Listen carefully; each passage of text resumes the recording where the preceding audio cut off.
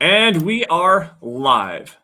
We'll give it just a couple minutes to breathe so that John can get us the Facebook group. Looks like we're good to go. Mile high hello, everybody in Broncos country, and welcome into another episode of the Dove Valley Deep Divers podcast. I'm your host, Lance Sanderson, and joining me on this very special day is my good friend and colleague. He is your Denver Broncos insider, Mile High Huddle senior NFL draft analyst. He's the birthday boy himself.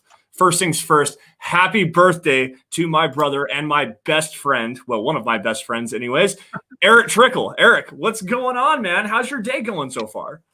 It's going pretty good. I mean, obviously, as you said, it's my birthday today, turning the big ol', I'm going to say 20 years old because that's where I stopped aging. I'm 29 years ago, actually, the earth split open and the devil decided to throw me out. So now I'm here.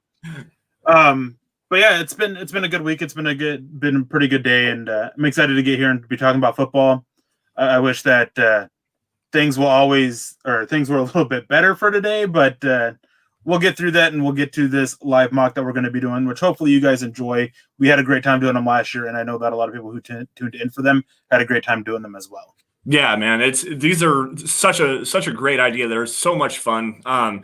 We've got the Broncos live seven round mock draft running on the Draft Network's mock draft simulator. What the deal is here, guys, is we're going to be your scouting department. Well, Erick's going to be your scouting department. I'm going to be the general manager, and your guys' input on today's draft picks are going to be what kind of gears us to how we think this Broncos draft is going to go. We're going to make the picks for you guys, essentially. But before we get into that, guys, I do got to get into some quick matters of business here. You guys are watching the Dove Valley Deep Divers podcast. You guys can follow us both on Twitter by following me at Sanderson MHH and for Erick at Erick Trickel. Also, while you guys are at it, follow at DVDD_pod. Also at Mile High Huddle for instant news and analysis on your Denver Broncos. From all your favorite Mile High Huddle personalities like myself, like Erick, Nick Kendall, Carl Dumler, Luke Patterson, Chad and Zach, all the guys at Mile High Huddle. That's where you're going to find all. Sorry, did you just say favorite personalities and mention Nick? I mean, there's some people that actually like Nick outside of us, but yeah, I mean, he's at least one of those people. Anyways, guys, if you're in a financial a place financially where you can go and support the show at Huddle Up Pod, that's huddleuppod.com. That's where you guys can get yourself a hat, a t-shirt. There's a face mask, a coffee cup, a hoodie, anything that suits your fancy. There's a onesie for your baby if you want that. Facebook supporters, go to facebook.com/Mile High Huddle and click the blue Become a Supporter button. It's another great way to support the show. And as always, if you're not able to do anything like that, not willing to do something like that, the three easiest things you can do to support Mile High Huddle and the Huddle Up Podcast Network is to subscribe wherever you guys are watching this, on YouTube, on Facebook, Twitter, Twitch. It does not matter. Apple Podcasts, if that's where you want to go get your content, subscribe to Mile High Huddle, like every video that you guys see. And if you love it, share it. Share it out to the masses.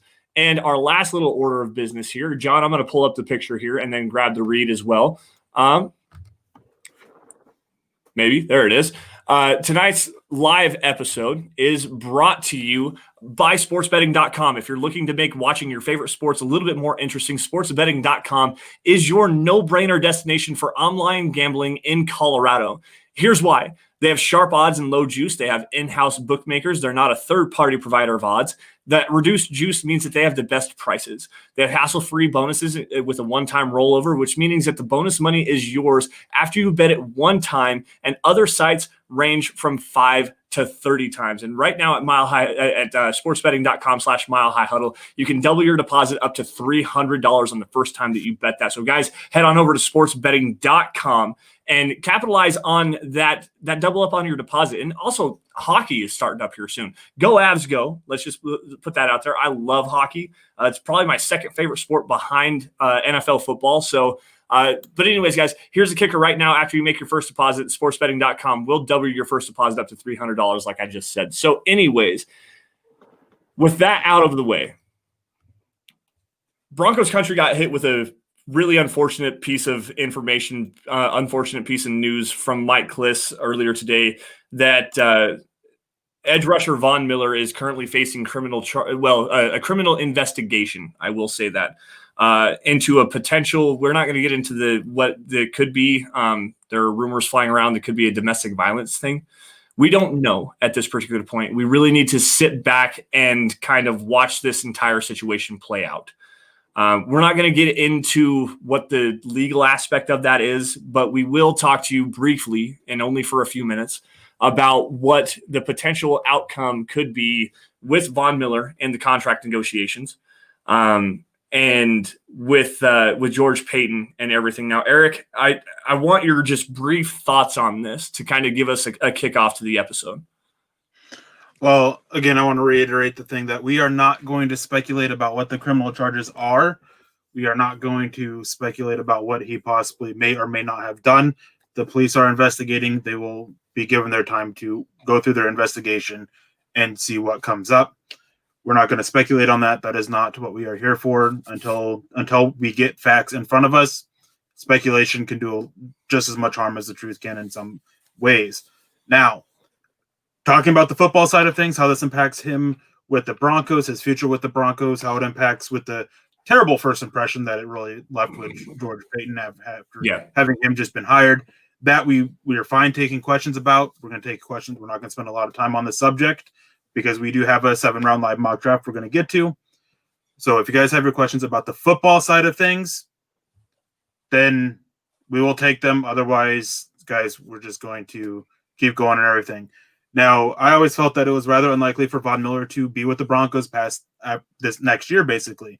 They have a contract option on his that they can decline and save themselves quite a bit of money, which with the salary cap going down, that's probably more beneficial than keeping him, especially at his age and coming off the injury that he's coming off of.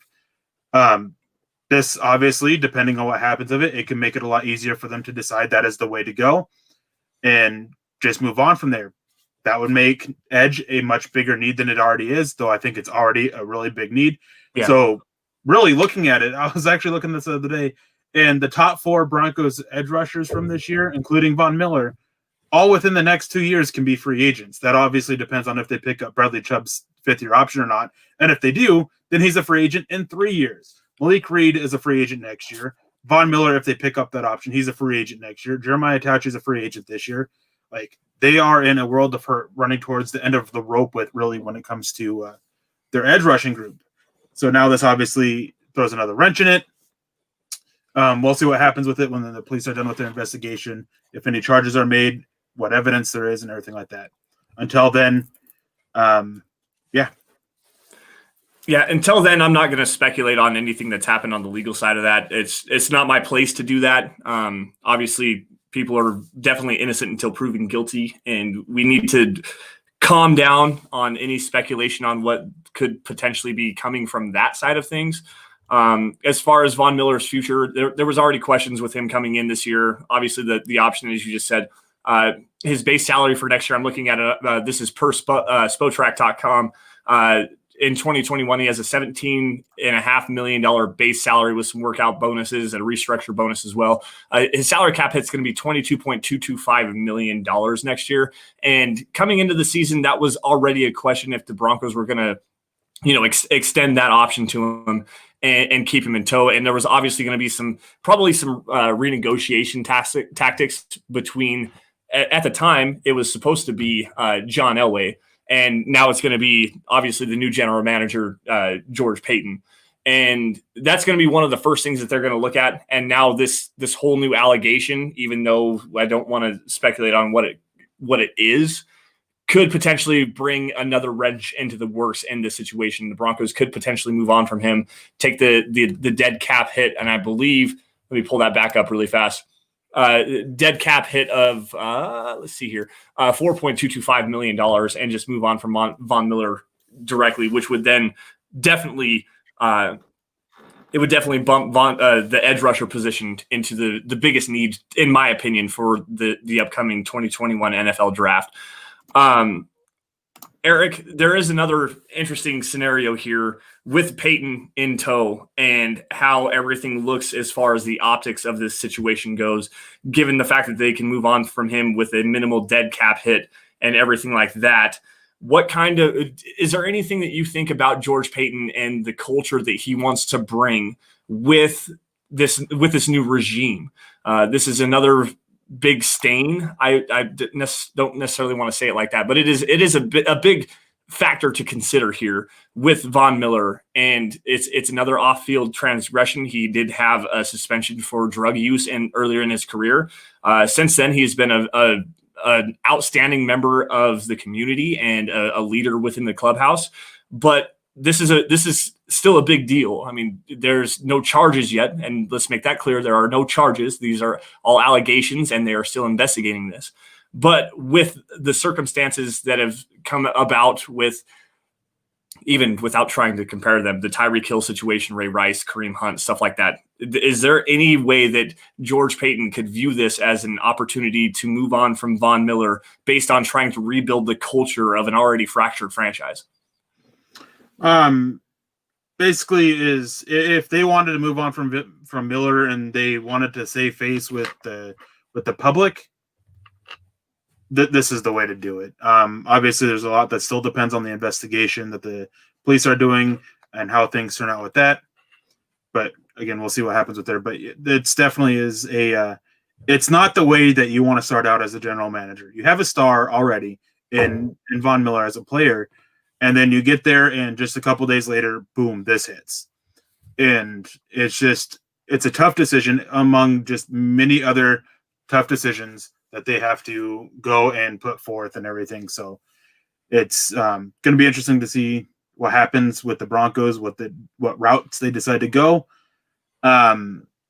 And WE comes in with actually a great question that's really related to this with the $4.99 donation. We appreciate that. Yeah, thanks. So on potentially leaving, should we go Parsons or Russo in the first round over corner? I've always felt edge in the first round was always a possibility. One thing that does hurt it is that how deep this class is. It's a very strong edge class. When it comes to those two, for me in this scheme, Parsons, I don't really want to play him as a full-time edge. I think he'd be more for that Alexander Johnson type role, a guy who's limited in coverage, has a limited coverage role, but more of a blitzer and run stopper. Russo, I think, would be a solid fit, but my hope for Russo was always if Denver kept Vaughn, and Russo can take that year as a number 3 rusher and kind of learn from Vaughn and grow, because he is very raw. He had a lot that he needed to work on, and he decided to opt out. So it's going to be a interesting case and everything like that. And since we're going to see a bunch of comments here, and I didn't really want to address this part of it, but I'm going to real quick, is we don't know what the criminal investigation with Von Miller is about. There's a lot of talk about domestic violence. That is just talk at this point. There is that the police department, they have not come out and said. There's been one reporter that hasn't had his story confirmed about it. So we don't know if that's what it is. And so just can't single out that it's domestic violence because we don't know. Yeah. Wait and see what happens. Let me interject here, guys. There's a lot of speculation that's going on right now, and until we see any kind of news break from within the Broncos, they're aware of the situation. They're doing their own investigation as well. They did put out that press release. There is no definitive. This is still so early in this. This came out about noon-ish Mountain Time, so 2:00 on the East Coast. So there's still so much that we need to learn from this. So before we go rampant speculation on what it could potentially mean, I mean, yeah, there's definitely issues within the Broncos themselves and on the football sides of things. But at the same time, the legal aspect, we cannot get into that, and we won't get into that. So any comments that are based on the legal aspect of that, we're going to avoid them completely. Now, Eric, getting back to football, and this is a perfect way to segue into this. Getting back to football. Dylan Von Arx with the there it is. Just showing some love. Happy B-Day, Eric. Thank you, Dylan. I appreciate that. Lance is even cooler now that I know he's a fellow Beartooth fan. Hashtag Yes, sir. We appreciate you joining us, Dylan. And again, thank you for the happy birthday wish. Hey, Dylan, you never know until you know, by the way. Anyways, guys, so with this whole speculation with Von Miller, the potential legal investigation that's going, well, the actual legal investigation that's going on, the potential possibility of him now even further not being with the Denver Broncos, it's time to get into something that we both love and enjoy doing here Unfortunately, we're going to have to maybe cut down the time frame on this just a little bit because we are already 15 minutes into this podcast. But our live mock draft, guys, Eric, you have it pulled up on your screen. I want you to share it up for everybody else. Let's take a look at this. The Denver Broncos are now currently on the clock at number 9 overall. And let me see here. Let me pull this up for you, Eric. Oh, they're going to be mad. They're going to be mad. Why are they going to be mad? Because Zack Wilson, Justin Fields, and Trey Lance are all right there at number 9. Now, of course, this is a simulator. This needs a disclaimer. This is a simulation of it. It doesn't mean that this is going to be what's happened. I highly doubt that all 3 of these quarterbacks are there at 9 for the Broncos to draft. This is something that we're doing for fun, not necessarily accuracy for it. It's just fun. Things that trying to identify players that fit with the Broncos with what they can do. Just keep that in mind. Funny that it turned out this way. Again, I highly doubt that's what actually happens. I would expect at least 2 of these 3 quarterbacks to be out the field, if not, or off the board, if not all 3 of them.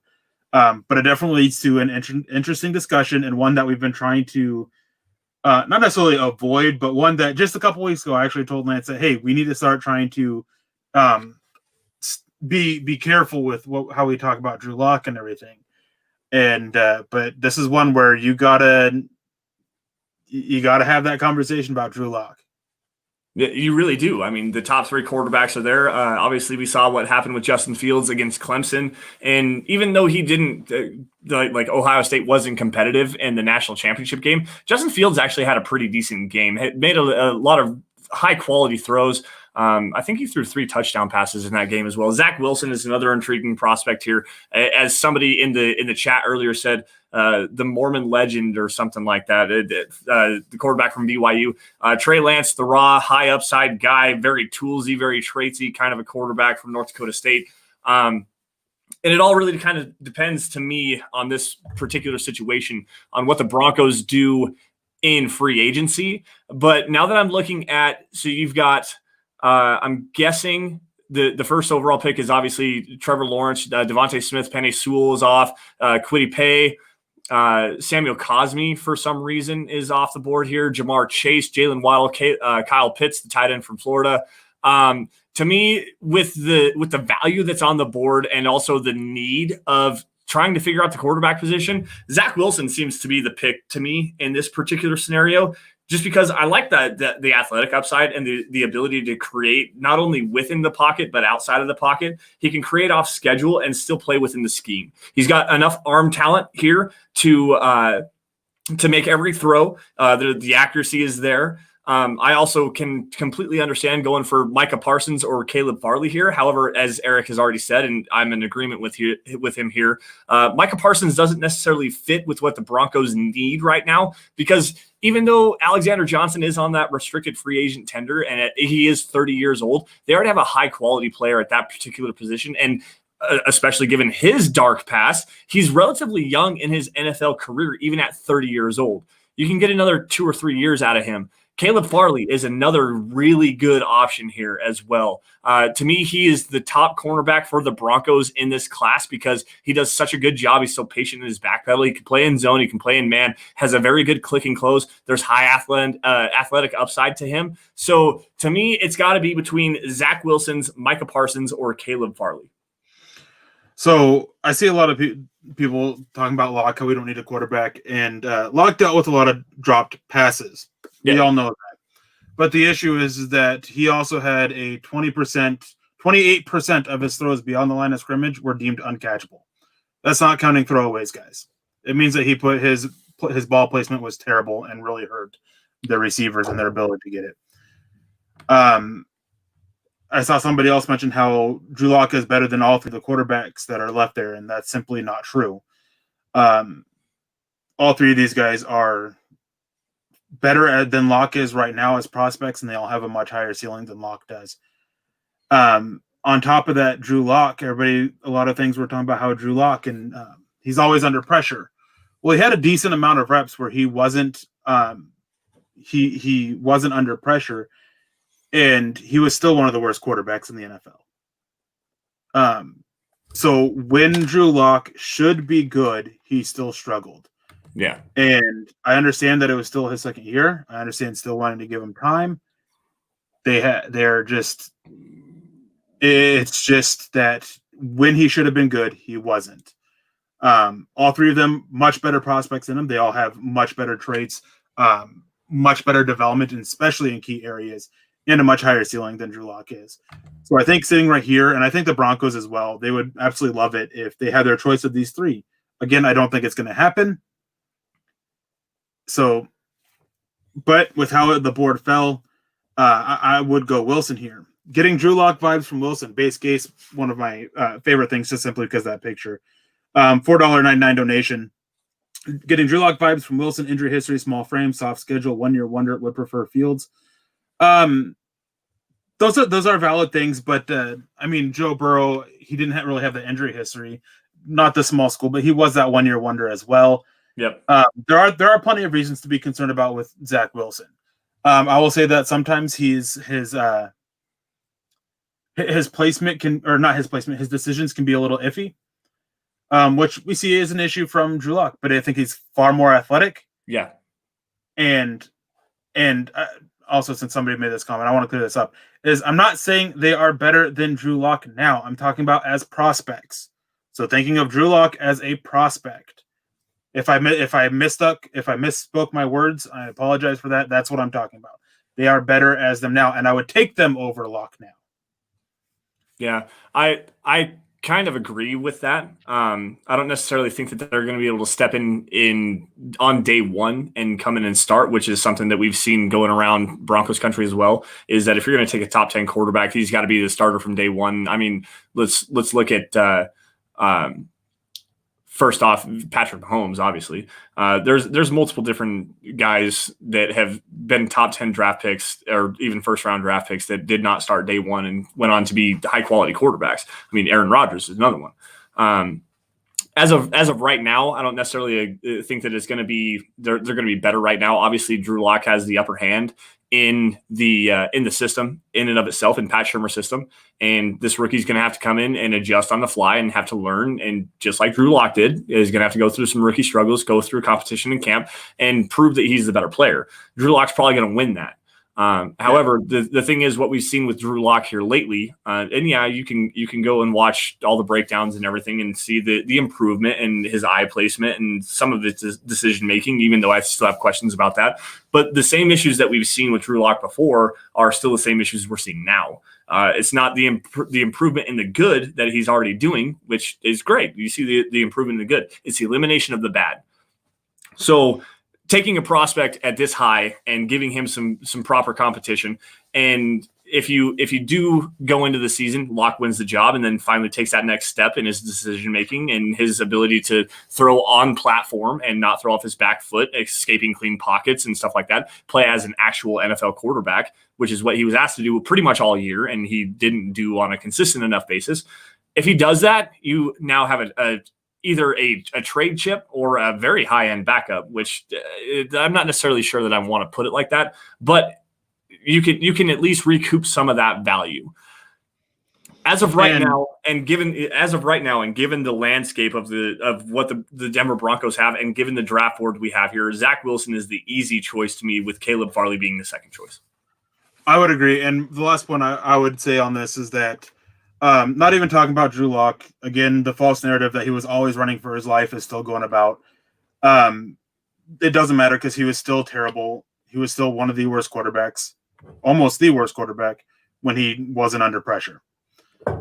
The only argument I can make for somebody else is I can make an argument for Justin Fields getting that quarterback. Yeah.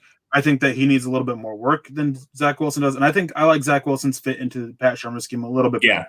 Yeah. I think Justin Fields has a little bit higher ceiling, but he also has a little bit of a lower floor. Then there's also additionally the Caleb Farley, the cornerback, to really go get that cornerback. Vic Fangio doesn't have a tendency to take true corners in round one. They're typically those versatile defensive backs. Caleb Farley could be one that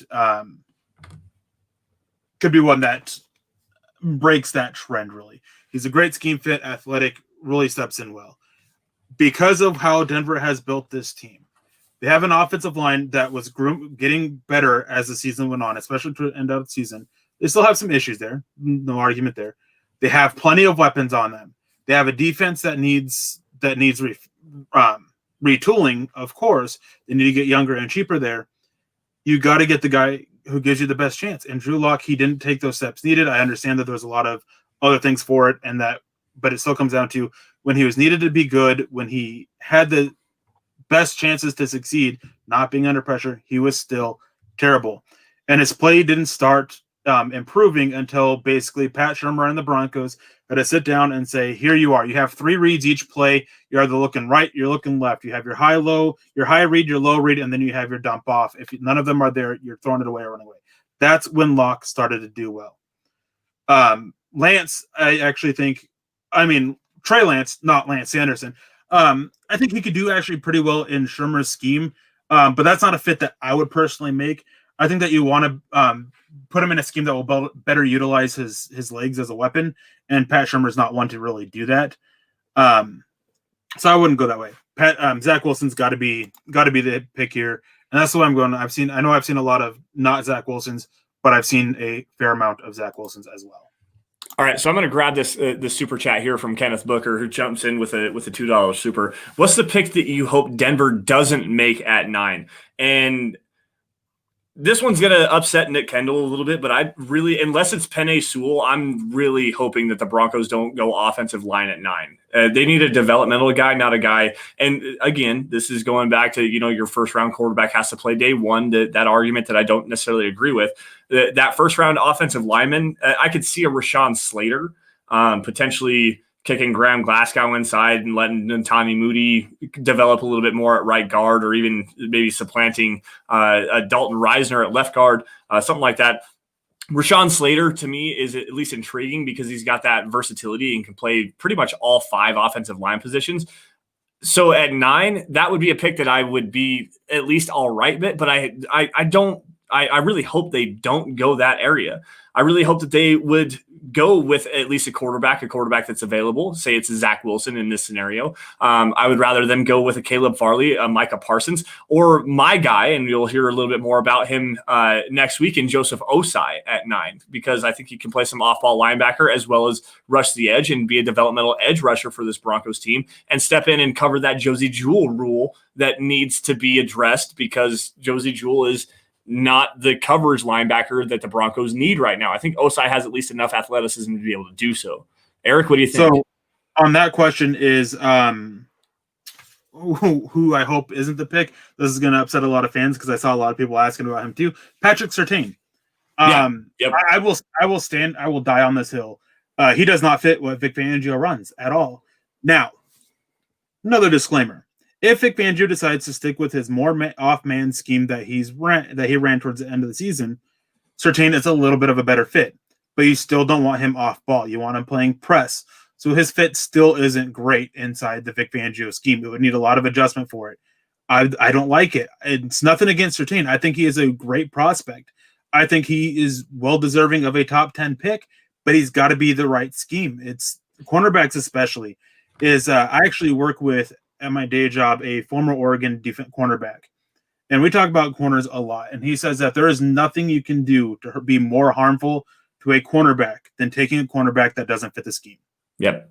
Yeah, absolutely. And I agree with you. Press man coverage or cover 3 defense is the proper scheme fit for Patrick Surtain. And unfortunately, that doesn't align with what the Broncos like to do.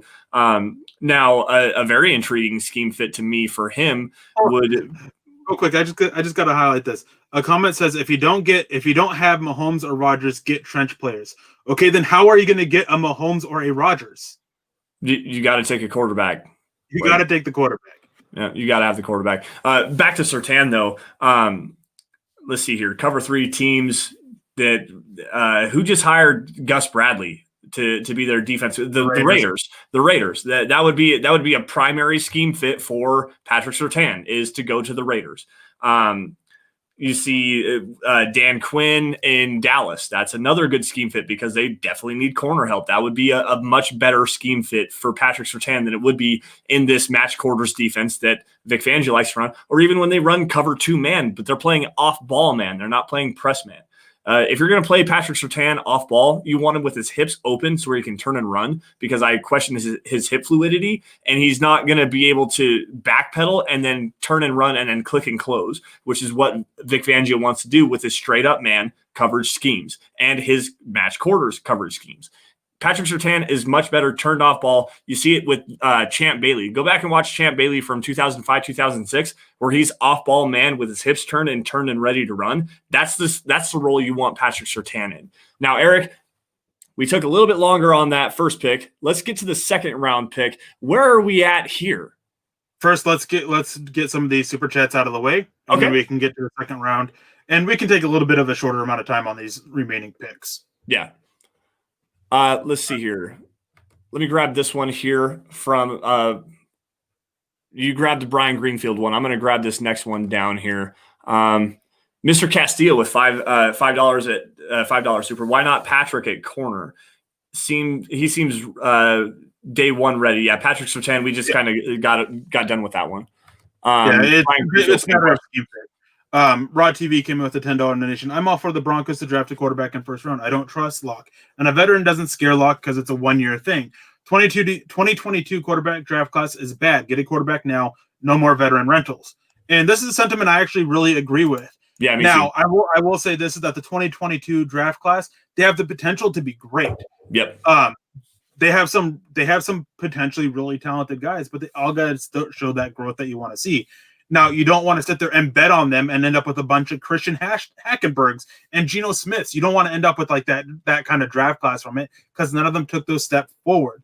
You know what you have in the prospects now, and I think the depth in 2022 is better. But at the top of the class, the top-rated 22 quarterback for me right now is Sam Howell, and he is number 4 or number 5 this year. He would be behind Trey Lance.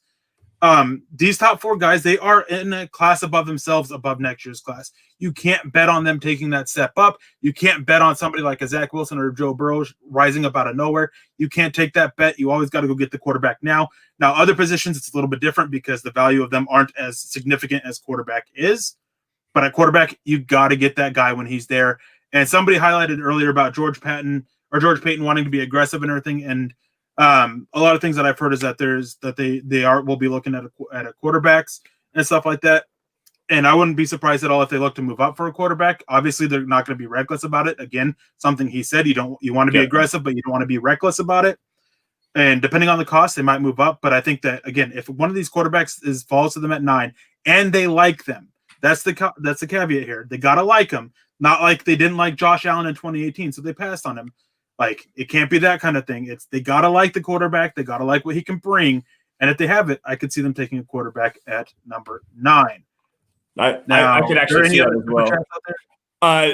John, do you got Muhammad's super sticker ready? Are you good on that? No, not ready? Okay. We'll get to that here in just a second. Eric, let me pull this up. Wait, here we go. Dennis Woods with the $5 super. I know it's early, but if we stick with lock and pass on a quarterback, are there quality quarterbacks in the 22 draft? We just kind of got done talking about that. A big thing with Oklahoma quarterback Spencer Rattler is he's got all of the tools. He's got all the traits. He make any throw you want to. He's the next Oklahoma quarterback that's going to come into the draft and be a superstar phenom. But from the sound of it and from all reporting that I've heard, Eric, you've also talked to me about this privately yourself. Spencer Rattler seems to be a head case. He's Johnny Manziel 2.0 without a drug problem. Like, he's that kind of arrogant, just a jerk. From everything that his teammates don't like him. Eric, can you elaborate on that just a little bit? I don't know what more there is to say outside of just nothing I've heard about him has been good. He was on a show with quarterbacks too, and he was a jerk then too. Character and his attitude is going to be one big question with him, and that's going to be that's going to be the biggest issue with it. And Muhammad Mbadri comes in with a $3 donation with a fist bump. Super sticker. Super sticker. That's what it's called. I almost said emoji, and I knew that wasn't right. But thank you, Muhammad. We appreciate that, and we appreciate all of your guys' support as always. Yeah, all the support. Thank you guys for coming in and joining it with us. Eric, I got to pull this up so that I can actually see what you got going on here. Obviously, the Broncos just took Zack Wilson with their first round pick, number 9 overall. Taking a look at the top prospects available, you got Liam Eichenberg, the offensive tackle out of Notre Dame, Azeez Ojulari, a guy that I'm not quite as high on as most other people. Javonte Williams here at 41. At 41, probably, but it also depends on if there's another edge defender here in this class that I think fits the Broncos scheme just a little bit better in Jayson Oweh. If Jayson Oweh is available here, then I would definitely look towards that direction. If he's not available, then, hey, look, there he is, Jayson Oweh, number 61, Eric. Let's see here. Run it back up towards the top. I see Tyson Campbell, another good scheme fit there. Is Eric Stokes available by chance, or is he already gone? I'm guessing he's probably already gone. Davion Nixon, interior defensive lineman, if you want to stack on top of what the Broncos have with Shelby Harris and Draymond Jones, McTelvin Ajim, that's another high-quality pass rusher, decent in the running game as well. Jalen Phillips, the edge from Miami, I could see that potentially. But as of right now, it's between Ojulari or Jayson Oweh. Now, Eric, I'm going to let you break this down just a little bit. What is the pros and cons of each, and why do you think that Ojulari or Oweh would be a better scheme fit? So I think with Jayson Oweh, and well, before I get to this, the guy I'm going to pound the table for isn't anybody that you mentioned. Now, somebody got him in the chat though. I'll get to you. Don't worry. Now, Jayson Oweh, I think, is a really good scheme fit for them. He's just an athletic freak that can do a lot. I want to know if he can actually run that 4.3. I think it was like a 4.33 40 at 6'5", 265 pounds, something like that. If he can run that, he's going to skyrocket up boards. You just have so much versatility with him. And then Azeez Ojulari, if you want a guy who's athletic and can bend the corner, there you go. I like him to be a little bit more muscular and a little bit stronger at the point of attack. Yes, he can do it. Now, the guy I'm going to, Mr. Boggins, Cameron Mcgrone. This is the guy that I'm going to be pounding the table for here, and the reasoning is simple. Either linebacker role the Broncos have, he fits. He's a great athlete. His sideline to sideline range is great. I like him more than I like Devin Bush, and Devin Bush ended up being the 10th overall pick, as Bronco fans know. Now, there are definitely concerns with him. Just getting some technique stuff down. He's not the best guy at taking on blockers and getting off of them, but I absolutely love what he can do sideline to sideline. He'll shut that down, and in coverage too. There you go. You have an answer for Darren Waller in coverage. You have an answer for Travis Kelce in coverage. I really like Mcgrone, and one reason why I'm willing to punt on the edge group a little bit is because edge is really strong, and I think the value for linebacker is right about here. Yeah, that's a fair point. I really do like Victor Demukajay as well. I think that he could be a pretty decent scheme fit. Duke, right? Victor Demukajay is out of Duke, yes. Yep, out of Duke. So I could agree with that there. What other cornerbacks are potentially available right here? I know that we saw Tyson Campbell there. None that are worth it. None that are worth it, he says. I would take, as much as I love Shaun Wade, I'm not sure he's a true corner in the NFL anymore. I think that he might be more of a Kareem Jackson type. Tyson Campbell, I don't really like here. Third round, maybe if he's still there, I'd come back to it. Paulson Adebo, I wouldn't touch with a 500-foot pole. I like Israel Mukwamu, but I think that he's definitely the fit there is a little bit. He might be a little bit more cover 3 than the cover 2 the Broncos run. Elijah Molden, I think that this is just a little bit early for me at the moment. Depending on what he's able to test out athletically, if we even get a combine, it could really boost him up quite a bit. And I like his fit with the scheme. But right now, again, as I said, if I'm not going Cameron Mcgrone, I'm going edge. And Dylan Von Arks here, who actually tweeted at me that he was extremely excited about joining in on tonight's show. Think I've been sold on Mcgrone. So you know what? Let's just lock that in there. Cameron Mcgrone, the Broncos pick at 41 overall, linebacker, right? Yes. Sorry, I'm not quite up to date on a lot of this stuff yet, guys. I'm still in the middle of trying to get everything taken care of as far as getting myself up to date on the draft part of this. Why is Will Parks not considered a replacement for K-Jack? They're different style players. They're very different style players. Will Parks is more coverage. Kareem Jackson has coverage ability, but he's way more physical. Will Parks is decent enough in the physical aspect as far as coming down and making tackles in the box. But the drop off between Will Parks and Kareem Jackson is so much. It's so great. I would much rather look towards this deep safety class. And in fact, we're going to get to a guy here soon that I think is the actual direct replacement for Kareem Jackson. Let's go to the comment stream here for just a minute. Parks is just a good backup. Hello to Albert Knoppers. What's going on, man? No on Tyson Campbell, so I think we did the correct decision there. Dylan Smith, the edge from Oregon State. Eric, do you have any idea who he's talking about here? Hamilcar Rashed. Yeah, I'd pass this early. Personally, the way he's trending for me is as I'm starting to get around to actually kind of finalizing my corners now, or my edges, I mean. He's trending down for me. Just a lot of physicality questions I have with him. Right now, I'm not sure I would take him day 2, probably early day 3. We'll see how his grade ends up, but right now, I'm definitely not taking him here. Okay, so did we end up going with Cameron Mcgrone? Because I thought that's where we were at. It's Cameron Mcgrone. All right, I'll enter that then. I wasn't sure, so I didn't click on anything. Yeah, and, no. Just real quick, just to address this here, is at some point with this whole you got to invest in offensive line thing, at some point enough is enough.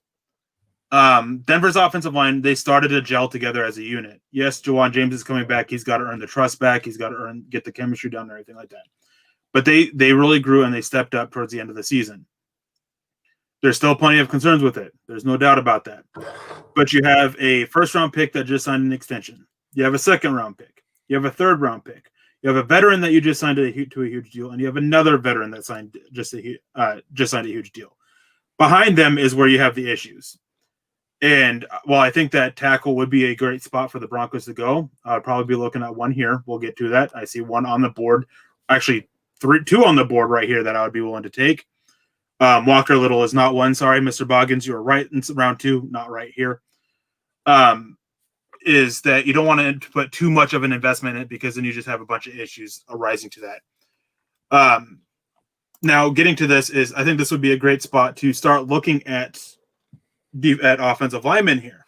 I mean, obviously, you want to get a guy who needs a little bit of development because they're going to be sitting behind Juwan James for at least to start the season. If that lasts more than 10 snaps, I don't know. Well, that depends on how long it takes Juwan James to get hurt. Now, the guy I would be looking at here for a tackle, there's 2 of them. I would definitely not touch Walker Little. I like Tevin Jenkins. I think that he goes earlier than here when it's all said and done. I think he's a little bit ready to start day 1. He's an all right scheme fit. Hey, now, can I guess these guys here just based on the conversations that you and I have had? Oh, you don't need to guess. You know who they are. Well, I know who one of them is. I definitely know who one of them is. It's Daniel Faalele, the offensive tackle from Minnesota here. And the other one, I'm going to say it's Jackson Carman instead of Spencer Brown because you were high up on Jackson Carman there for a long time. I really like Jackson Carman, and Jackson Carman and Daniel Faalele are the 2 that I would be looking at here. I really like Spencer Brown as well. I think that he'd be a little bit better in one that requires him to move a little bit more.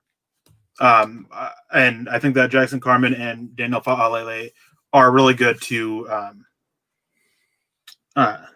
really good for the scheme fit. So those are the 2 that I'd be going at. Obviously, it's hard to pass up on some of the safety talent that's here, and even again, it's hard to pass up on the edges. We already punted on one. Yep. And there's two that I really like there, and Quincy Rochelle and Victor Demukage. Based on what we're looking at here, Jackson Carman, Daniel Faalele, but the guy that's in between those 2 on the list, Richie Grant, that's my guy at the safety position. That is your direct replacement for Kareem Jackson, so long as he will bring his arms when he is tackling, because I think that he's good enough in coverage. I agree with that. Dude, every time I watch him, I'm like, that is the direct replacement for Kareem Jackson. He's very physical. He does a good enough job in coverage. He can play in the box. He can play deep. He can move around side to side. That is my dude. Paris Ford, on the other hand, if you could get both of these guys, and the crazy thing here is I did a mock draft a few weeks ago where I got Caleb Farley, Jason Oweh, Paris Ford, and Richie Grant in my top 4 picks, and I would run screaming, like practically streaking around, literally, if the Broncos got those 4 guys. As far as going towards the offensive tackle, Daniel Faalele is a guy that I am incredibly impressed with. 6'8", I think, 400 pounds, and he's mobile. That guy is very powerful. He can move. He can get out and pull. He can get out in front and screen plays, something that DeMar Dotson could not do. If it's me here, Fa'alele, Richie Grant, or Paris Ford have to be the top 3 options. If we're not going offensive tackle here, it would be Paris Ford for me. And I think that's the only other option, because if you want to talk about a direct placement to Kareem Jackson, Paris Ford is your guy. Oh, man. He does everything that Kareem Jackson does. His role is basically the same. He has that versatility. Now I'm gonna continue to pound the table for Daniel Fa'alele. Now remember, guys, you guys have a voice here. I think those are probably the 2 that we can narrow it down to: Daniel Fa'alele or Paris Ford. Daniel Fa'alele is 6'8", 400 pounds, and he has very light and nimble feet. He moves really well. And he's super strong. He's super powerful. And for most guys his size, you typically see him have those issues around the edge, with speed around the edge. He doesn't. If he gets his hands on you, a lot of times you're done for. He reminds me a lot of Orlando Brown with how he moved, but I think that his frame and how he carries his weight is a lot better.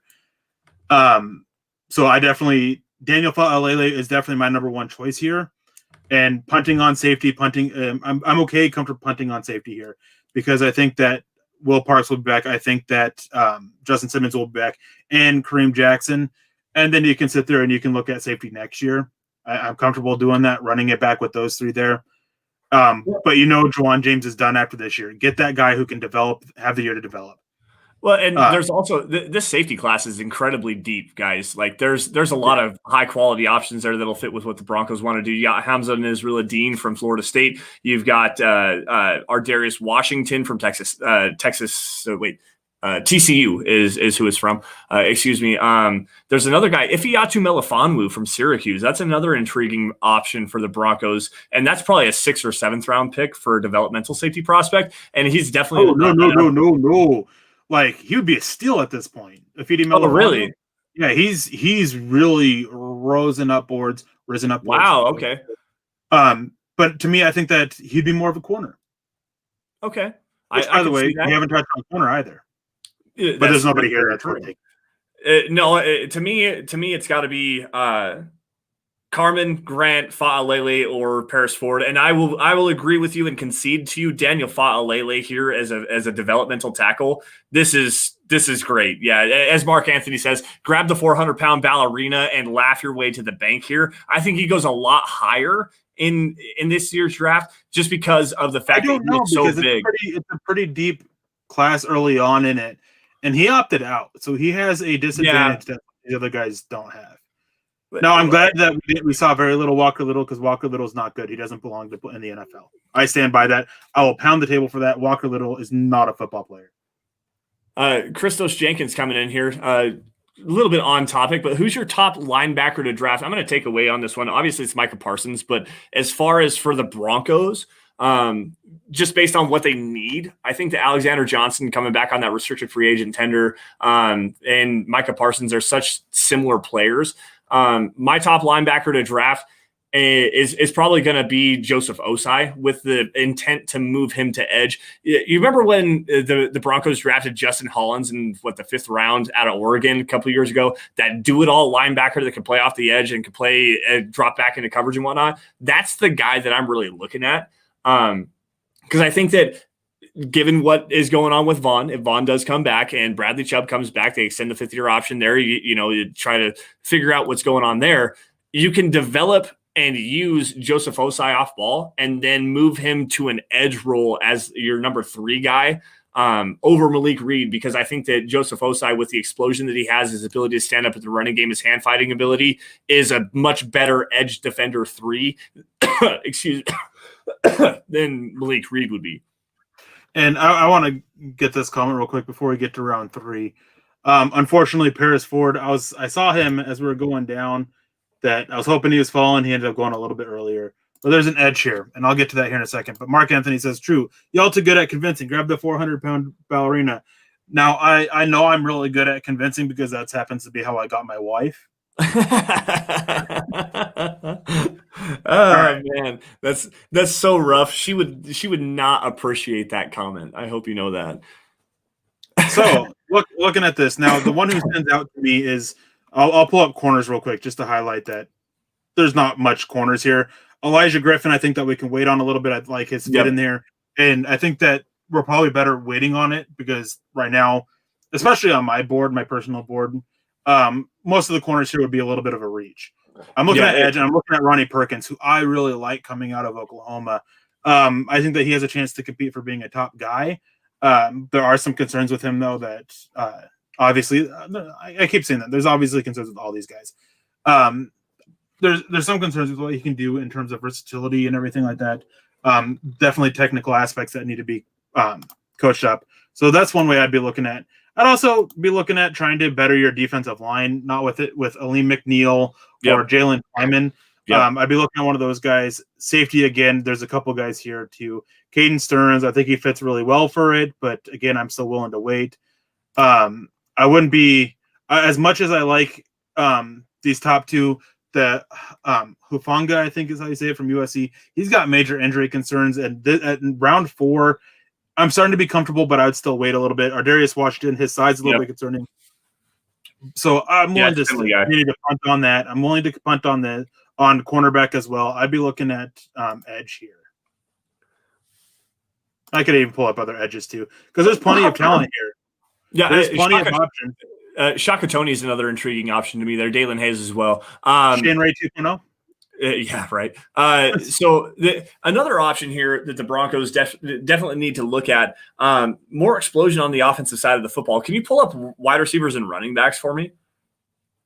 Because I refuse to click on running backs, but I'll do wide receivers. No, click on the running backs there because actually, there it is. There's the guy right there, Anthony Schwartz, wide receiver out of Auburn. You want to talk about a lightning rod wide receiver? That guy, he's tiny, but he is extremely fast. To add some more speed to this the offensive weaponry, Anthony Schwartz is an incredibly intriguing option. Picture the Chiefs with McCole Hardman and Tyreek Hill with Anthony Schwartz and KJ Hamler. I don't know why I forgot his name. The other one here, Chatarius Atwell is another intriguing option there as far as another speed threat. There's another really good option. I'm not sure if he's available right now. Dyami Brown, the wide receiver from North Carolina. I think he's going to be probably closer towards the 5th, 6th round area. Hopefully he's not already gone because I tell you what, you watch him, I wouldn't be surprised if he's gone. Yeah, if he's gone, Dyami Brown, you watch it, and I hate doing pro comparisons. You watch No way, man! That's incredible. That's such a bad pick there for the Chiefs. Seriously though, you want to talk about like I said, I hate doing pro comparisons, but you want to talk about a Stephon Diggs clone. Dyami Brown is that. Let's see here. Go back to the edge and the safety. Or bring up the top players available. Mark Anthony, it's round 3. Trickel running back. Anymore. All right, so Royce Freeman was a round 3 running back. Okay, like I will hold on to him in round 4, but I'm starting to get comfortable with running backs. I'm still not taking one here though. It depends on what running back is there. Okay, no one worth it. Got it. No, Trey Sermon and Chuba Hubbard would potentially be there, but he's not there. He's right there. He's right there at 99. No. Honestly, all right. Which way we going, guys? We going defensive back? We going edge? Honestly, Aleem McNeil is very intriguing here to help bolster the interior of the defensive line. I like that pick a lot. I like Aleem McNeil. I really like Jalen Twyman. Just man, what he did as a sophomore last year. Man, yeah. 10.5 sacks on the inside. Like, there's a reason why he ended up being compared as Mini Donald. Yep. Donald. Yeah, Mini Donald. That's the name. I really like him, but again, for me, it's going to end up being either edge. Ronnie Perkins is there, or it's going to end up being a defensive back. Which right now, I'm comfortable punting on it, but. For me, punting on the other 2 positions, it's Ronnie Perkins. But chat, you guys have your votes. Let me pull that back up really fast. I was actually zoomed in on your screen here. Let's see here. Stevenson. Wait, not exactly sure. Darab Qureshi agrees with me. Running back is a big need. I actually think that it is, and you can get them in round 7. You can get them in round 6.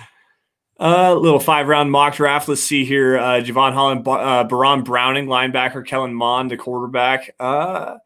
I'm not seeing anybody. You know what, Eric? Let's go Ronnie Perkins here just to kind of continue this moving forward. We only got about 5 minutes. We can run a little bit long on this tonight, especially considering what we're doing here. And the first 10 minutes of what we were 10 to almost 15 minutes was discussing a situation we didn't necessarily want to discuss in the first place. No, I agree with that, though, Eric. The edge rusher position in this draft is so incredibly deep. We missed out on the top guys that I really wanted, but it's not necessarily the top guys that you necessarily need right now. That's really looking towards the future. I think Malik Reed, as far as an edge 3 right now, being that he's going to be cost controlled for the Broncos, you can at least develop there. It all really kind of depends on the situation with Von Miller, lightning round, as Dylan Von Ark says here. The cornerback position is one that we really need to take a look at here, especially rounds 5, 6, and 7. Like you said, Elijah Griffin is one. The DJ Daniel from Georgia in the 7th round is an intriguing option to me as well. Diamador de Lenore, I think is how you say his name, is another good one there. So cornerbacks to me is probably the direction I'm wanting to go, or at least a safety. What safeties are available? I'm glad you asked, because James Wiggins is sitting right there out of Cincinnati. Ifeatu Melifonwu, that's my guy. I'm telling you. Yeah, and he has some versatility. Little skinny, little nilly, not quite the physical guy, but he's got some range. He can move around. I think that's a pretty decent fit. I have a chance to bang my chest. James Robinson should never have gone undrafted. He never should have. It was so easy to see that he had the traits to succeed in the NFL. Yes, yeah, you're absolutely right on that. The draft process, he was always my sleeper, always the guy I wanted around 6 or 7. Now, for me, Eric, I want to interrupt you here. Tell me about Divine Diablo, because I'm telling you, that's got to be one of the best names in football right now. Divine Diablo is it Davine? However the heck you say his name. 142 there, the second safety down. Well, I can tell you that he played at Virginia Tech. He plays safety. Actually, he didn't make my preseason watch list, so I didn't get a chance to watch him then. And he just made it, and I haven't gotten a chance to touch on new safeties that made my list now. So I haven't had a chance to watch. Where are we at as far as interior defensive linemen? Oh, Mark Anthony's trying to give me a heart attack in the chat. Man! In an alternate universe, I want to see the Broncos draft Najee Harris and if that happens and we would be live, what you guys would see would be my ceiling, then my door as I rage flip my desk. Oh my goodness! Oh, that's so great! I love it. Nick Kendall would probably do the same thing. It would probably end the draft stream. Like, quite honestly, if the Broncos took a running back at 9, it would end the draft stream, especially Najee Harris. I love Najee Harris. Don't get me wrong, scored 31 touchdowns at Alabama this last year. Travis Etienne, I love the versatility and whatnot, but man, like, to take a running back at 9, even Zeke. I didn't want Zeke at 4. I didn't want Todd Gurley at 9. Why would you take a running back, a position that has such little value in today's NFL, in the top 10? It just doesn't make sense. I mean, look at Leonard Fournette, who has like 95 carries for the Tampa Bay Buccaneers this year, and he was the number 4 overall pick in 2018, 2017, something like that. It just doesn't make any sense anymore. So, anyways, back to what we have. We have James Wiggins here out of Cincinnati. And we have James Wiggins here out of Cincinnati. And we have James Wiggins here out of Cincinnati. I know you're a Cincinnati stan because Desmond Ridder is your quarterback. Like, you want to see a quarterback stan, Desmond Ridder, this guy up above my head right now. That's he is the only quarterback that I'll be paid punting for 2022 for, because he should be the first overall pick this year. Obviously, there's some humor in there. There's some joking. But I really like what Desmond Ridder shows. But no, I spent a lot of time watching Cincinnati, both offense and defense. They have a lot of good prospects. Their one edge rusher decided to return a little bit, and he was one that I really liked quite a bit. But James Wiggins, I like him. I think this is the point where injury concerns are where I'm fine taking it. Taking that risk for it. And James Wiggins has an injury history that's risky, but when he is on, he is on. I think that he is a really good fit in the scheme. He can be that guy to replace Kareem Jackson or even Justin Simmons. He has plenty of versatility. He's quick to close in zones. He's just supremely talented. And if it wasn't for the injuries, we wouldn't be talking about him in the 5th round. We'd be talking about him probably round 2, if not round 1. He is insanely talented that the injuries just have hampered. Of the cornerback, of the other safeties that I've watched at this point, he's better than them. If they of the corners that are here at this point, there is not a at this point there isn't one that I would really look at. Again, this cornerback class is weird. There's a lot of guys that are great fits for the Broncos, but just where they're projected to go in the draft class is just awkward. But I would punt on it. I would be looking at DJ Daniel, as Lance mentioned, Chris Wilcox. I'd even be looking at Robert Rochelle. Robert Rochelle is another intriguing option there. And then there's a couple other guys, DiCaprio Boodle, Cameron Bynum. Those are a couple guys, Josh Dobe as well, that a little bit later that we could probably get in the 6th or 7th round.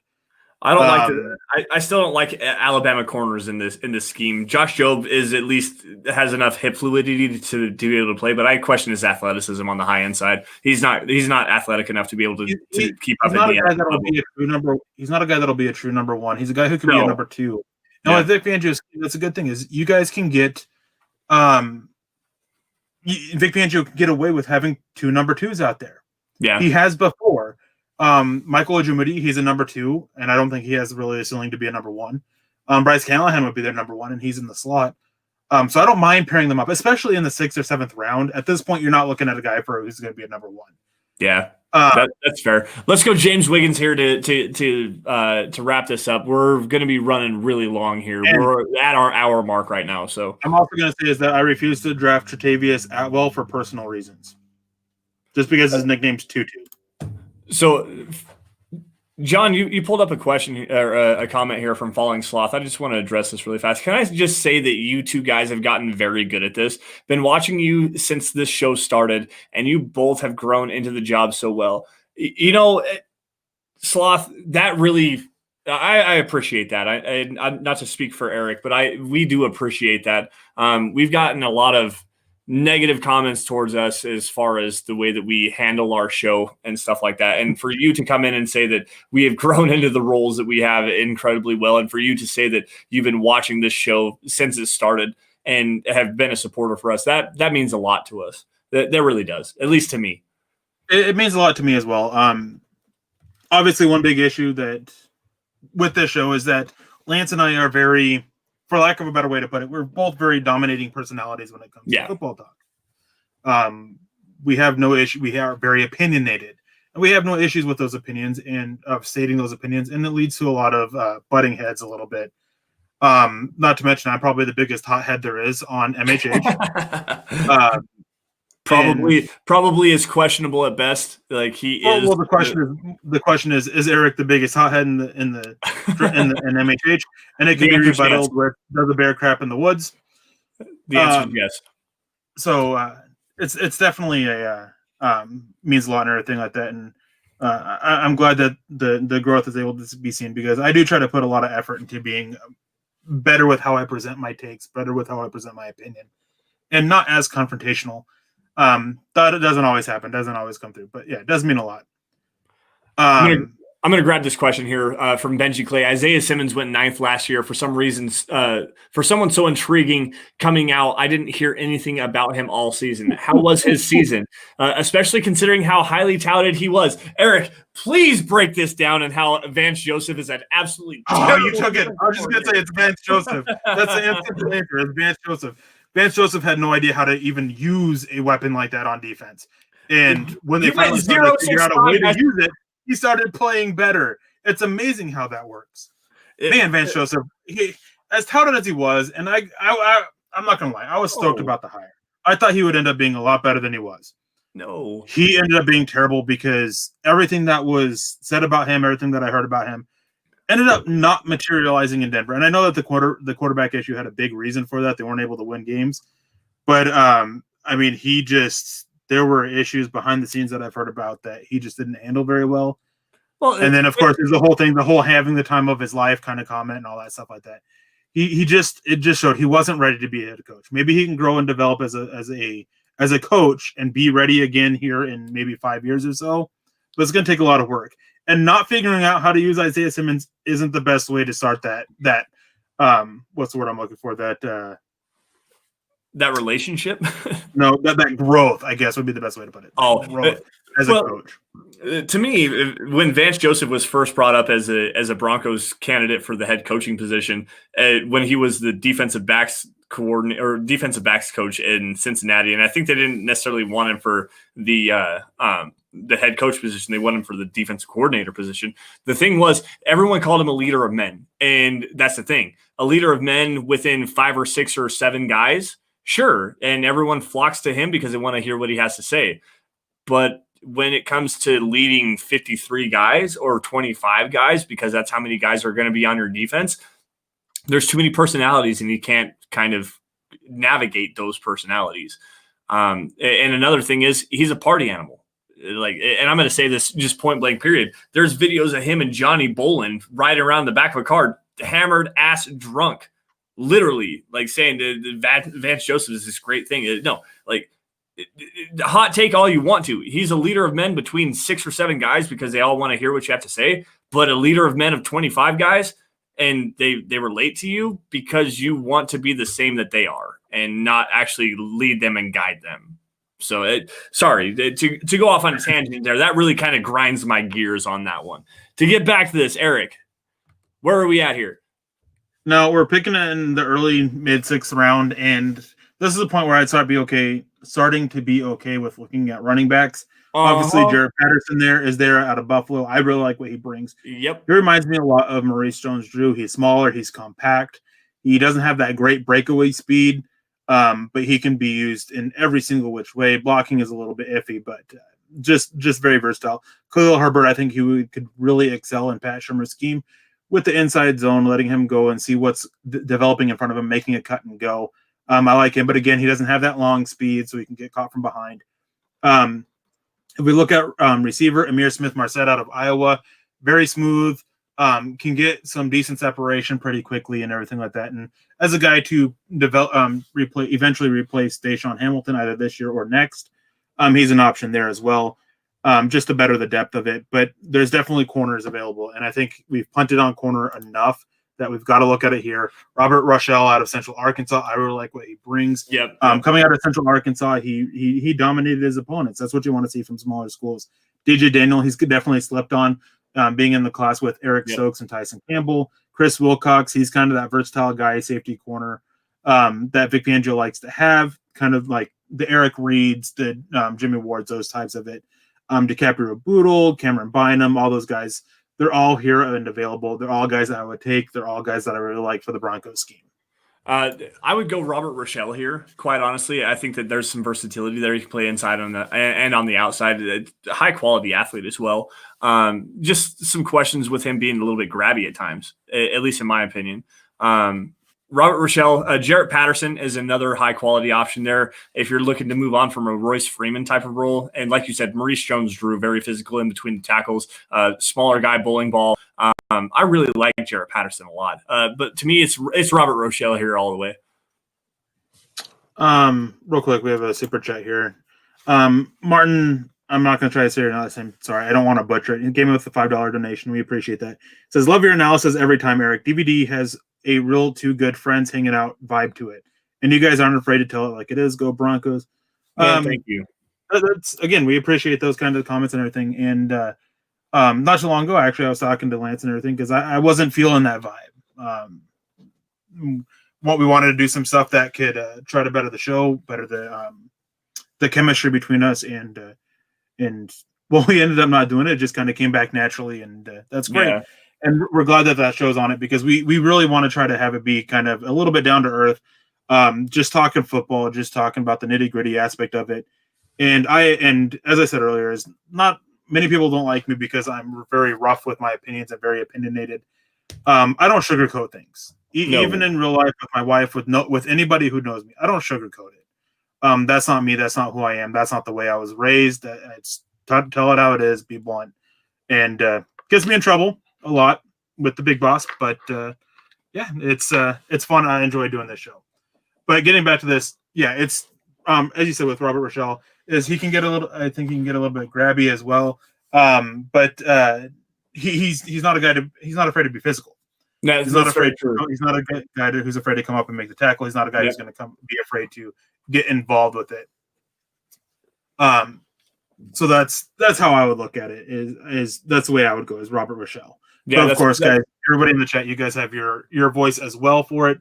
I'm not seeing anybody that they're says, yes, a Husker secondary player. That's DiCaprio Boodle. I like him. But if we're taking a cornerback here and DiCaprio Boodle was the guy, I'd actually probably punt on it and wait for the 7th round. Erick is the MHH bully. Yeah, there's a reason I got the nickname Job of the Hut. But cornerback here is my pick. Whatever the preference is from Dylan Von Arx. Let's see here. See if I can find another one. I'm trying to scroll through. Robert Charlie, that hurts, man. Don't compare me to Alex Jones. I'm not going to buy into any conspiracy theorists and whatever. I'm not going to go down that road. Don't compare me to Alex Jones. Dylan says to click in Robert Rochelle here. So let's go Robert Rochelle. Boom, done. All right, we got 7th round picks. This is where scouts make the money. This is why I love the later round guys. And I don't think I've ever really talked about this before on any podcast I've done. I'm always a strong defender of late round guys. Now, I know they have a low chance of success, but this is where scouts make money. This is where you're really looking at the scouts who've dug deep, done their work, done their homework, and where they're coming out and saying, this is the guy we need to get. He fits the scheme.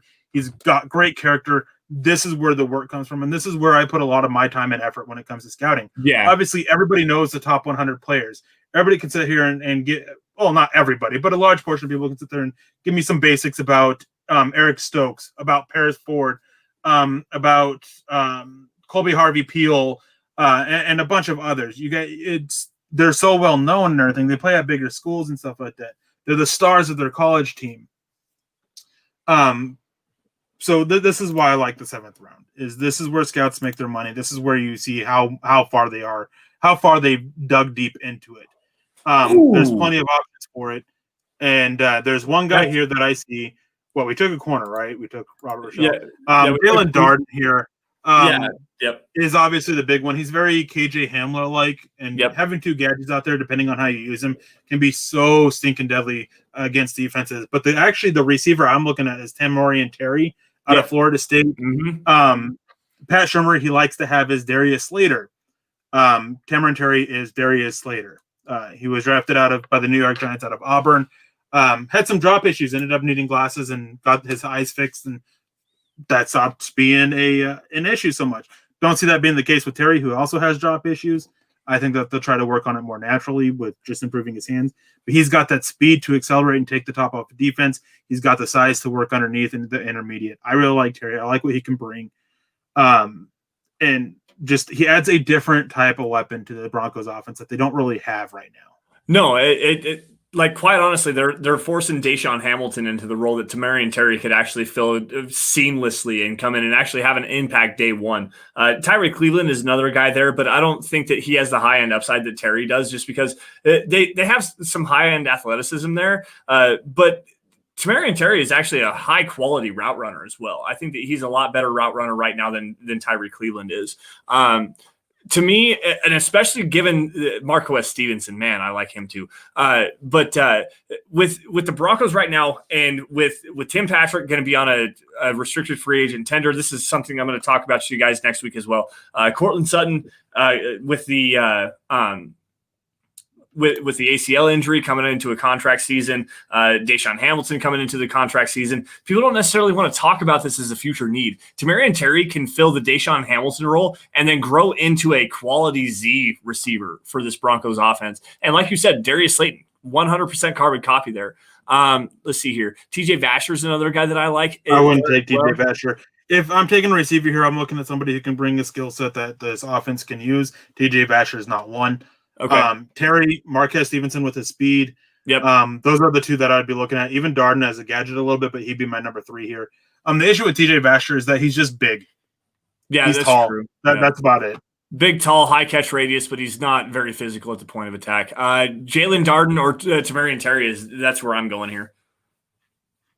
I like Darden, but it's kind of redundant with KJ Hamler. If it was the Anthony Schwartz kid from Auburn, then I could see that because there's some more upside there with the explosive athleticism. But with Tamarian Terry bringing that versatile skill set to be able to take the top off vertically, run quality routes, and fill that Deshaun Hamilton role that desperately needs to be filled, and to have some higher end upside with a guy that's going to complement Jerry Jeudy as well. So Tamarian Terry is where I'm going.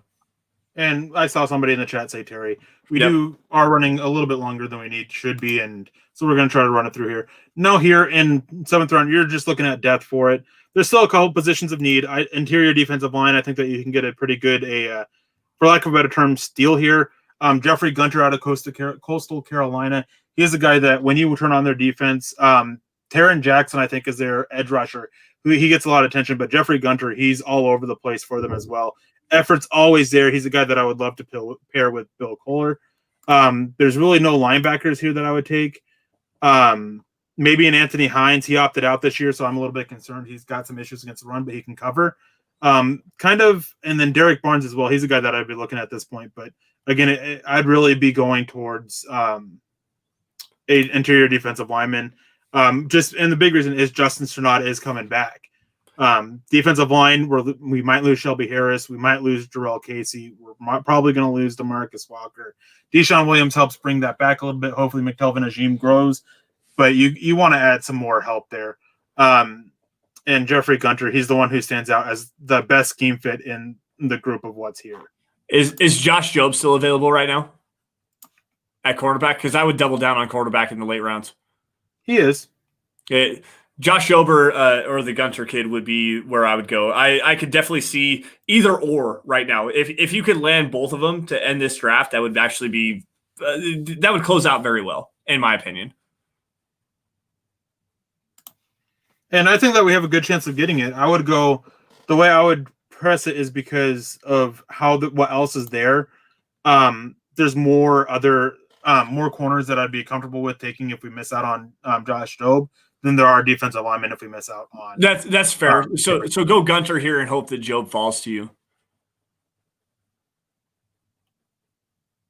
Let's see here.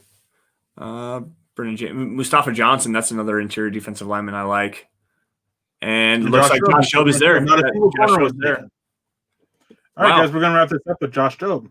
Yeah. All righty, guys. So, Eric, if you can pull back up the finalized list of that really fast, I'll run through it for everybody, and then we'll get this closed out for everyone. Obviously, number 9 overall, the Broncos take Zack Wilson, quarterback out of BYU. Number 41, Cameron McGrone, the linebacker out of Michigan, versatile coverage cornerback, can play pretty much anywhere for the Broncos right now. Daniel Fa'alele, offensive tackle, developmental offensive tackle, is going to play on the right side for sure. Out of Minnesota, Ronnie Perkins, edge out of Oklahoma, good scheme fit, developmental guy, high athletic upside as well.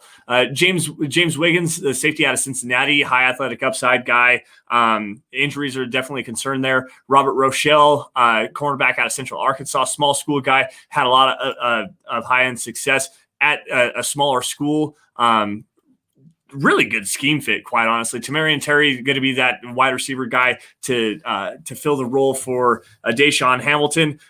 Jeffrey Gunter, interior defensive lineman prospect, to help take over for Deshaun Williams as well, to add into that run defense. And Josh Jobe, a cornerback that, even though he's from Alabama, I like the hip versatility that he has, even though he's not quite the high-end athletic upside guy that you want to see in Vic Fangio's defense as far as a click and close player. Now, Eric, if this is how the draft falls for the Denver Broncos, what do you give a grade to this? Obviously, grades early on are always hard because you want to see how they turn out and everything. But looking at this, is they address some big areas of need. They got a quarterback. That maybe Zack Wilson ends up being a great hit and doing well. Maybe it's in the message to Drew Lock that he does well and Zack Wilson pays out. But then, of course, there's the risk that Drew Lock fails and Zack Wilson fails, in which case that's a big bummer. Yeah. But you took the risk. If they both pan out, you could trade one and keep the other. and get some good picks back on for the return investment there. Cameron Mcgrone, I think that he's a great fit in the scheme. He's obviously a guy who can do a lot for your defense. He's that needed piece that they need on the defense. Even if Justin Strnad is back, Cameron Mcgrone gives them something different. Justin Strnad being back should not take linebacker off the board. Then they get a developmental tackle in Daniel Fa'alele, who I think has an extremely high ceiling to be a great tackle that fits the scheme. Then they get Ronnie Perkins, an edge who can use a little bit of development. I mean, Bradley Chubb and Malik Reed, as much as I'm not for Malik Reed starting, switching him out with Ronnie Perkins and everything as Ronnie Perkins grows and develops, or even bringing back another veteran to be part of that group too, can really work out. James Wiggins, he's a guy that I think that having that year as that number 4 safety, if they bring Will Parks back, as I think they will, and Justin Simmons back, as I think they will, then he would be huge for them. I mean, give him a year, make sure his health is right, learn the scheme, and just develop him on some technical aspects that do need refining. Same with Robert Rochelle. If you bring AJ Boye back, it helps a little bit more go that way. If you don't bring AJ Boye back, then that's the one area that I wish we would have addressed earlier. A lot depends on AJ Boye. Yeah. But they also could be looking at the free agent market or trade market. I wouldn't expect a big signing, but maybe just the guy that's comfortable with the scheme that can come in and help them right away. Thamer and Terry, he gives them an element to offense that they don't currently have. Jeffrey Gunter, he gives them a developmental prospect for Bill Kohler, who's the motor and just always running. That's the kind of guy that you want to take late on the defensive line. And then Josh Jobe, he's a guy who can also help bring the depth because, as we all know, the depth of the Broncos got really exposed. Yeah. When Price Callahan got hurt, with Hassan Bossy got hurt, with AJ Boye suspended, the depth just wasn't there. You got to boost up that depth at the very least. And maybe make it a little bit more comfortable that you didn't get a corner early is how well the cornerbacks played or the defense was dealing with these injuries and stuff like that. Obviously they got exposed still, but it wasn't the most horrid performances ever. Getting healthier up front could also help out the corners a little bit. So you kind of bet on that. And then you'd be looking again at cornerback early round 1, round 2 in 2022, which the class next year actually looks really good. So you better the depth, and then you're betting on the starter next year, that number 1 guy possibly next year. Yeah, and to go back to the defense, and as far as getting exposed, the Broncos really struggled in the run defense, especially down the stretch. After they lost Mike Purcell, they gave up, 3 out of 5 weeks where they gave up over 200 yards on the ground, and that doesn't help anything either. The lack of cornerback depth, the injuries just in and of itself, to bolster the depth of the defense in this year's coming draft is going to be a big key here. And I think we pretty much hit on every single need. Now, guys, that is going to do it for us on the Dove Valley Deep Divers podcast. Thank you all for joining with us today. You guys can follow me at Sanderson MHH on Twitter, and for Erick at Erick Trickel. Also, guys, while you guys are at it, follow at DVDD_pod. It's the easiest way to keep up with what's going on with the Dove Valley Deep Divers. Also, while you're at it, follow at Mile High Huddle for instant news and analysis on your Denver Broncos from all of your favorite Mile High Huddle personalities, including me and Erick, Nick and Carl, Chad and Zach, everybody on the Huddle Up Podcast Network. While you're, if you guys are financially able to do so, head on over to huddleuppod.com, get your merch on. Facebook supporters, go to facebook.com/Mile High Huddle. Click that blue Become a Supporter button. And if you guys are not financially able to do so, just not willing to do so either, the 3 things that everybody should be doing by now is subscribe wherever you guys are watching this podcast, like every video that you guys see, and share it. Share it to as many Broncos fans as you possibly can, because those are the 3 easiest and most organic ways that you guys can help the Huddle Up Podcast Network grow. Now, Erick, since we're a little bit long here, I won't ask you about the playoffs, and obviously you don't care about the playoffs right now because you're so focused on the NFL draft right now. Anyways, any last words before we get out of here? Yeah, again, thank you all for the birthday wishes. It was great being able to spend almost an hour and a half with you guys on my birthday, and kept it up and uppity and cheery and everything like that. And I appreciate that. And thank you guys for that. And again, thank you all for the birthday wishes. Thank you guys for all the compliments and stuff that you guys have given us. There was one question here from Kimmy Gummy Bear. When are you going to release your top 5 linebackers? Keep up the great work. There's actually a video on the MHH YouTube that talks about some linebackers. It's not my top 5, but it's 5 who fit. Definitely, you can go check that out on YouTube there.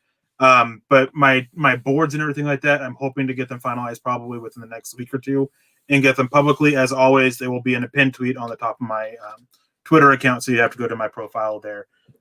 For that, it'll be my my position rankings as well as my top my big board as well, which will continue to get adjusted and everything throughout the draft process.